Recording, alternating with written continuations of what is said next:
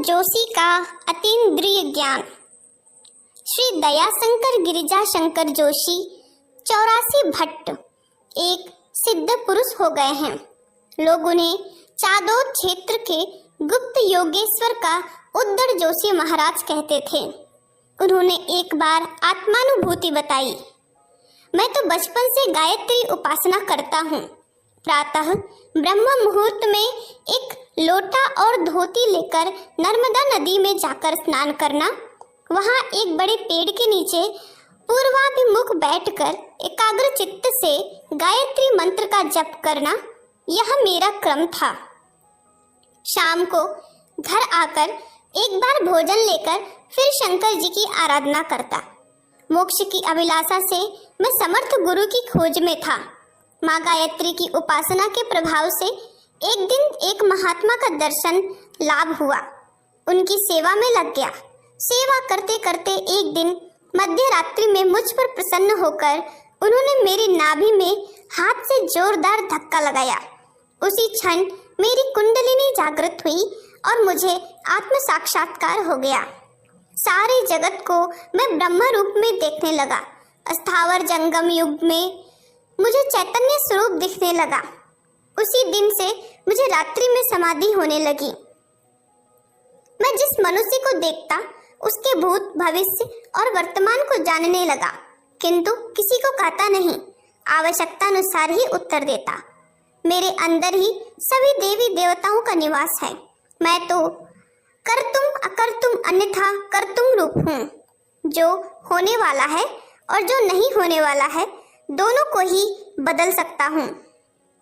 एक दिन एक गृहस्थ अपनी हाथ की मुट्ठी में 1 रुपया लेकर जोशी जी के पास आया और कहने लगा, महाराज आप महात्मा हैं, बताइए कि मेरे हाथ में क्या है।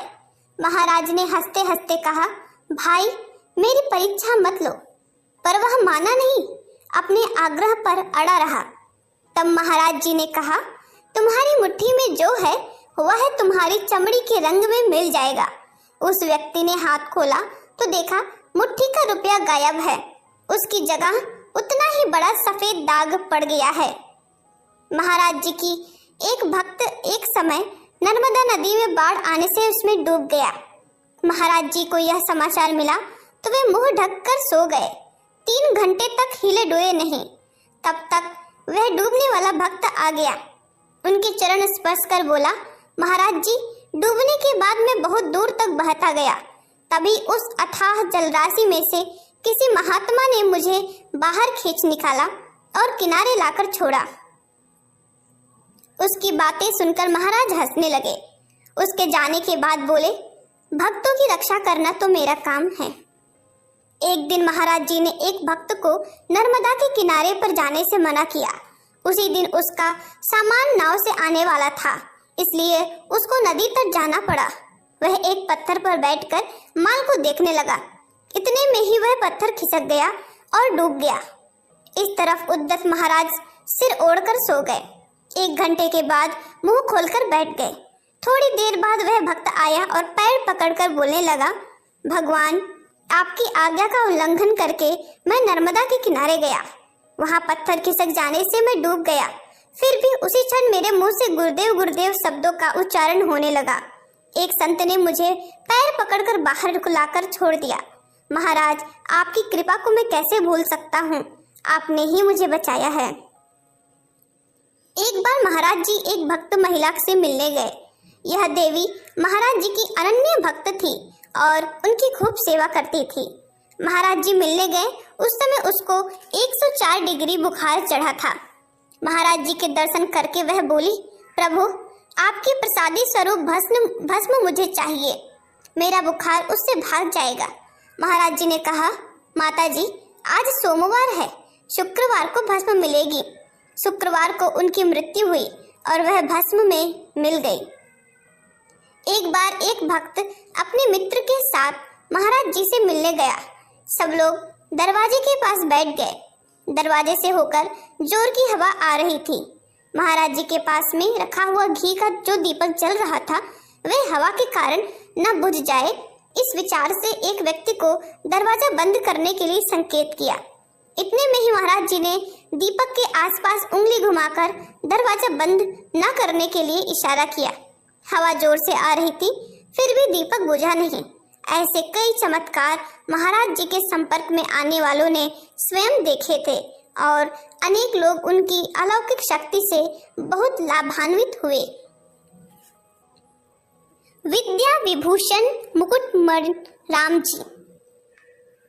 बड़ौदा राज्य के मंजूसर गांव के निवासी श्री मुकुट राम जी महाराज ने गायत्री की उपासना से परम सिद्धि प्राप्त की थी। महाराज जी अपने बचपन में ब्रह्म मुहूर्त में उठकर ठंडे पानी से स्नान करके गायत्री का जाप करके बैठ जाते थे। चतुर्मास में रात के 3-4 बजे तक एक ही आसन से जप करते थे। उन्होंने कितने ही पुरस्चरण किए और मरने तक जप और पुरस्चरण का क्रम चलता ही रहा। इस प्रकार की गायत्री साधना से उनको ये अलौकिक सिद्धियां प्राप्त हुई थीं। पहला, विश्व दृष्टि। महाराज अपने गांव में बैठे यूरोप, अमेरिका और जर्मनी की बातें बताते थे। लोकांतर की अद्भुत बातें वे सुनते थे। पिछले महायुद्ध में जर्मनी की एक स्टीमर डूब रही थी, तब उसी समय वह समाचार उन्होंने लोगों को दिया था।